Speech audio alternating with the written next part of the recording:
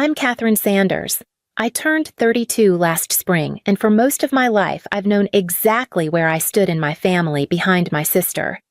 Rachel, my older sister by 3 years, was the golden child. She got the smiles, the praise, the second helpings in the better room. She did everything right, at least according to our parents. She married at 24, had 2 boys, by 27 baked casseroles from scratch, and sent out Christmas cards in September. And me, I stayed single. Focused on my career, rented a quiet apartment across town where no one asked why I still hadn't settled down. I had a 401k, a Roth IRA, and no intention of asking anyone for help.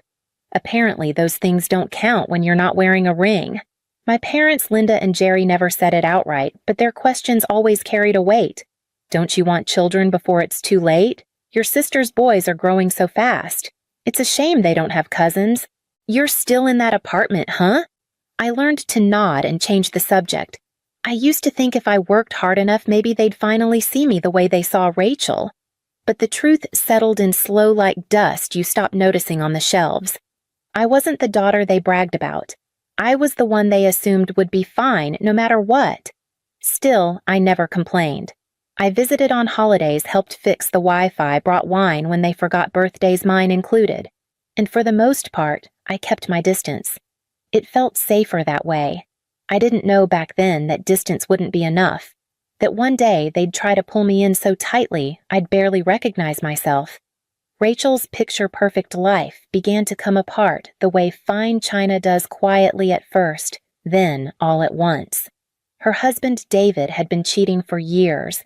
She found the messages by accident. Or maybe she was finally ready to stop pretending she didn't see what was already there. When she filed for divorce, no one blamed her. Not even our parents. David disappeared shortly after, no child support, no apology, just gone. Rachel was left with 2 boys, Ethan and Jamie, and a stack of bills she couldn't carry alone. Our parents were supportive in words, but their savings were tied up in retirement and sentiment. Rachel moved into a 2-bedroom apartment where the boys shared a room and the wallpaper peeled in the corners. I didn't think twice. I paid her attorney's retainer. I covered 6 months of rent when her part-time hours at the community center weren't enough. I even watched the kids a few weekends so she could breathe. I never brought it up, never expected anything back. I loved my nephews. And Rachel, for all her past glory, looked broken, like someone who wasn't used to asking for help and hated needing it. Still, I thought maybe now our parents would see the truth. Maybe this time they'd understand I wasn't the one with something to prove. They didn't. Instead, every conversation with Mom began with an update on Rachel's pain, followed by a question about whether I was seeing anyone yet. I kept quiet, helped where I could, told myself family meant showing up even when you were tired of being invisible. But the thing about always being the responsible one is eventually people start assuming your help isn't a gift, it's a given. It was a Wednesday when my mother called. "Catherine, honey, we have such good news. Can you come by tonight?" Her voice had a brightness I hadn't heard in months, maybe years. I thought for a second that David had resurfaced, that the courts had finally found him, or that Rachel's life had turned a corner. "Is it about the boys or the child support?" I asked. No. Even better, she said. "Just come over. Your father's already home and Rachel will be here too." I drove across town after work, tired but curious. There was something off about her tone too, rehearsed, too smooth, but I told myself not to overthink it. Maybe for once it really was good news. When I walked into the living room, they were already seated, Dad on the recliner, Mom perched on the edge of the couch, Rachel beside her smiling nervously. On the coffee table sat a manila folder.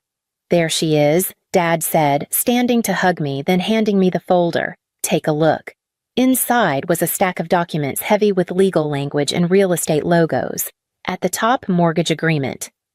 "What is this?" I asked. "It's for Rachel's new house," Mom beamed. "We used most of our savings and some of the retirement for the down payment.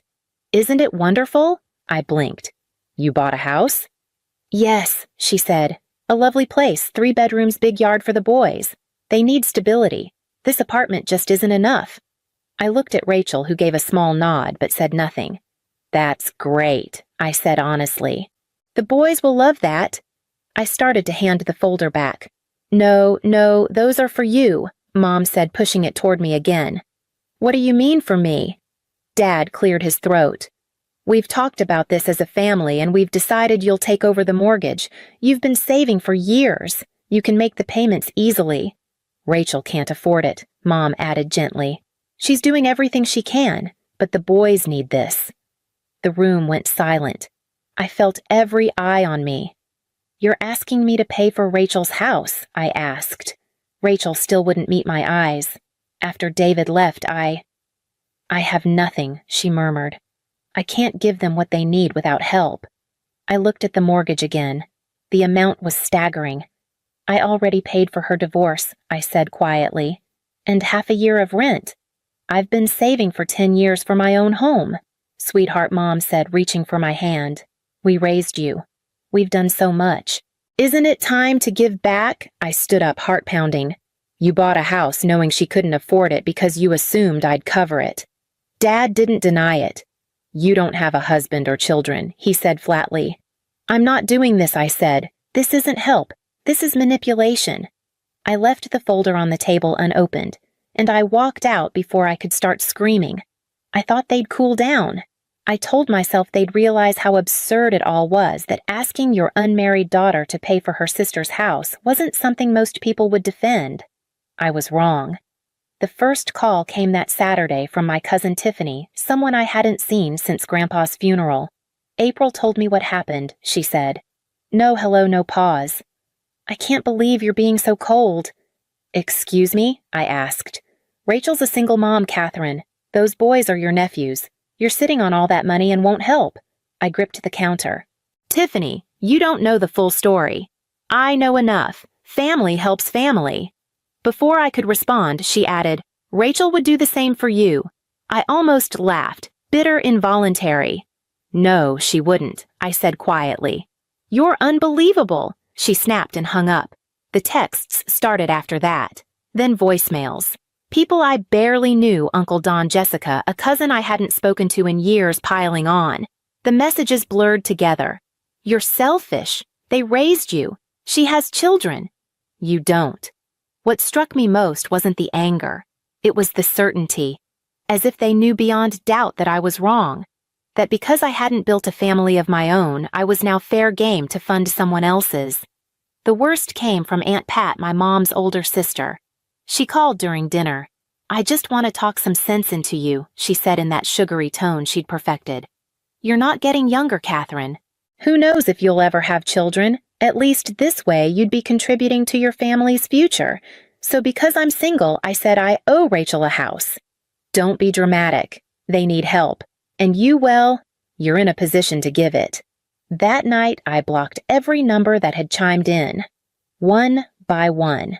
If they couldn't respect my boundaries, they didn't deserve my peace. And deep down, I knew something I hadn't wanted to admit. This wasn't about the house. It never was. 2 months passed. I didn't hear from my parents, Rachel, or anyone else I hadn't already blocked. I poured myself into work, walked in the mornings, let silence become something close to peace. Then the envelope arrived. It came on a Thursday, thick, official looking. I thought it was insurance paperwork at first, but when I opened it, my stomach dropped. They were suing me. Linda and Jerry Sanders. My parents had filed a formal civil claim. They were demanding $350,000 in reimbursement for expenses related to Catherine Sanders' upbringing. I read it twice, 3 times. Each line was colder than the last. They listed food, clothing, education. They included a section titled Emotional Support During Adolescence, which I couldn't read without laughing. They even tried to count vacations from when I was 6. And at the end, in plain language funds to be used to complete the mortgage on the Sanders property purchased for Rachel Sanders and her minor children. They weren't subtle. They didn't even pretend it was about principle. I called the best lawyer I could find. Jennifer Madsen met with me the next day. She wore glasses, spoke like she'd seen worse, and didn't blink once while I explained everything. They have no legal right to your money, she said flatly, flipping through the packet. Parents are obligated to provide for their minor children. There's no legal expectation of repayment. So why sue me, I asked. Jennifer shrugged. Pressure tactic. They think you'll give in to avoid court, or they genuinely believe you owe them. I felt numb, then angry, then ashamed for feeling either. Over the next 3 weeks, I gathered everything. Proof of the $7,200 I'd paid for Rachel's rent, the $5,500 check to her divorce attorney, bank transfers to my parents over the years, $500 here, $1,000 there. Texts from my mother asking for just a little help when Dad's pension fell short. I found receipts I didn't remember keeping. Pulled records from old email accounts. Every line was a memory I hadn't asked to revisit. When the court date came, I wore gray slacks and a blouse my grandmother had given me years ago. I brought only what I needed, and Walter and Maggie, who showed up in quiet defiance of their own daughter. Grandma squeezed my hand. "What they're doing isn't right," she whispered. "But you already know that." Across the aisle, my parents sat with Rachel beside them. She looked anywhere but at me. I told myself to breathe, not to hope. This wasn't about changing their minds. It was about proving mine still mattered. The courtroom was colder than it should have been in the middle of summer. The walls were beige, the carpet thin. I remember wondering who had picked the chairs, hard plastic unyielding like they were built to punish waiting. My parents sat on the left, Rachel between them. Aunts and uncles behind people who hadn't sent me a birthday card in years now here to support the family. On my side sat just two Grandpa Walt and Grandma Maggie. She wore a brooch I hadn't seen since I was a child. When she leaned over to squeeze my hand, I almost broke. Then the judge walked in. He looked to be in his 60s, gray at the temples, glasses low on his nose. The kind of man who didn't rush to speak because he'd already heard every kind of lie. My father stood first. "Your Honor," he began, "we're not unreasonable people, but we invested our lives, our money, our time into raising Catherine. We're only asking for a portion of that back to help our other daughter and her children." The judge didn't blink. Specifically, he said, flipping a page, "What did you spend on her education after she turned 18? Mom and Dad exchanged glances. Dad cleared his throat. "Well, at that time, Rachel had just gotten married. We were helping her and her husband get established. So, the judge clarified, you did not contribute to the defendant's college expenses." "No," Mom said quickly. "But my mother, Catherine's grandmother, did. And since she's my mother, I'd argue we supported her indirectly." From behind me, Grandma let out the faintest scoff. Jennifer rose. Calm. Methodical. "Your Honor, we have documentation showing that Ms. Sanders has been financially independent since the age of 18. In addition, she has provided repeated financial support to both her parents and a sister." She handed over the file bank transfers, receipts, emails.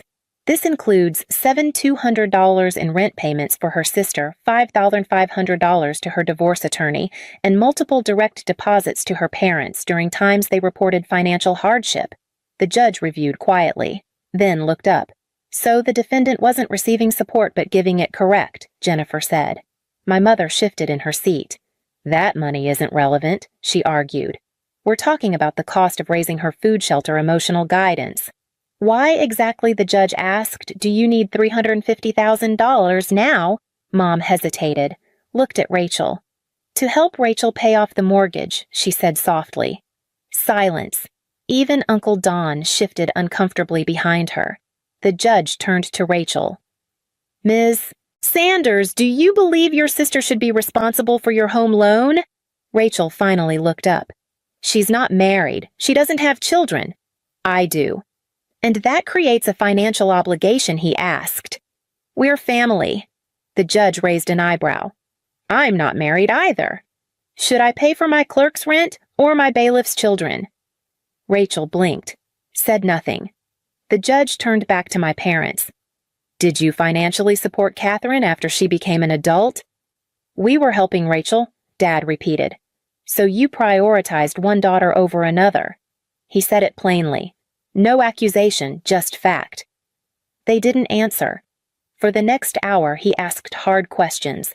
Not cruel, but unflinching. Why did they assume I would pay? Why purchase a house they knew Rachel couldn't afford? Why tie help to guilt and guilt to debt? They gave the kind of answers that collapse under their own weight. When we stepped outside, Grandma hugged me first. "You were steady," she said. "That's more than I can say for anyone else in that room." I wasn't sure if I'd won. Not yet. But for the first time in a long while, I wasn't the one on trial. The verdict came 1 week later. The courtroom felt smaller the second time. Maybe because I was finally breathing in it. The judge didn't waste words. After reviewing the evidence, I find the plaintiff's claim to be without merit. Mr. and Mrs. Sanders, the financial responsibility of raising a child does not entitle you to reimbursement once that child becomes an adult. He glanced down at his notes, then back up. In fact, the evidence suggests Ms. Catherine Sanders has already provided significant financial support to both you and her sister. Then quietly, but not softly, "Frankly, I find your behavior toward your daughter to be brazen and disappointing." Dismissed. Just like that. I didn't celebrate. I didn't cry. I just stood there while Jennifer smiled and Grandma squeezed my arm and Grandpa whispered, "You're free." I thought it was over. It wasn't. A week later, I got a call from Grandma. "Your mother came by yesterday," she said, voice tired. "She asked us to release her inheritance early. For what I asked, though, I already knew. To pay off Rachel's mortgage," she said. I sat down. "What did you say I told her? We haven't decided who gets what. That the will is ours to manage." "Did she get angry?" "No," Grandma said. "She cried. She begged us not to disinherit her." I didn't know what hurt more, that she asked, or that she cried over money, not me. Months passed. Quiet ones. I closed on a small house, nothing big, but mine. I painted the kitchen yellow, planted tomatoes, adopted a gray cat that slept beside my laptop every night. Rachel rented out her house, moved back in with our parents. Mom babysat while Rachel worked. Somehow they made it work. I didn't call. I didn't write. Then, almost a year after the trial, an email landed in my inbox. No subject line. Just this, "We heard you bought a house. Since you now have extra space, we think it would be best if Rachel and the boys moved in with you. It would be much more convenient for them there. Let us know when they can move in. Love, Mom and Dad." I read it twice. I didn't get angry. I just replied, "I will not be hosting Rachel or the boys. If you contact me again with these kinds of demands, I will report the harassment to the police. Do not email me again." Then I hit send, blocked the email, and made tea. These days, my house smells like fresh basil and coffee. The cat, marble gray and solemn, sits on the windowsill most mornings watching birds he'll never chase. I painted the kitchen yellow like I always said I would, and the tomatoes out back are finally coming in. It's quiet here. No voices raised, no questions I don't want to answer. Grandma and Grandpa visit often. They bring pie or old newspaper clippings they think I'll like. Grandpa helps with the gutters.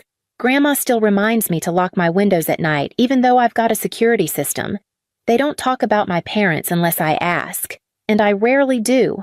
One Sunday, as we sat on the porch swing, Grandma said, "Your mother's still talking about you, still telling people you abandoned Rachel." I didn't answer. "Your Aunt Pat told her to stop bringing it up at family gatherings. Said no one wants to hear it anymore." That part made me smile. I'm not naive.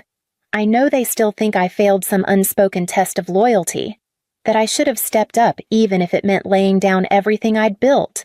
But I also know this, I sleep better now. Rachel, from what I hear, is still living at home, renting out the house to cover the mortgage. The boys are growing fast. I haven't seen them in over a year. Sometimes I wonder what they've been told. Sometimes I wonder if they'll ever reach out. But I don't wait for it. I'm dating someone, Mark, kind, quiet, with a laugh that feels like space being made. He doesn't ask about my family. Not yet. And I don't offer. Some ties don't need explaining. Some ties don't need mending. Every once in a while I feel that ache of what could have been. If they'd ever seen me as more than spare parts. If love hadn't come with fine print. But I don't regret saying no. Not anymore. Because peace, I've learned, isn't given. It's claimed.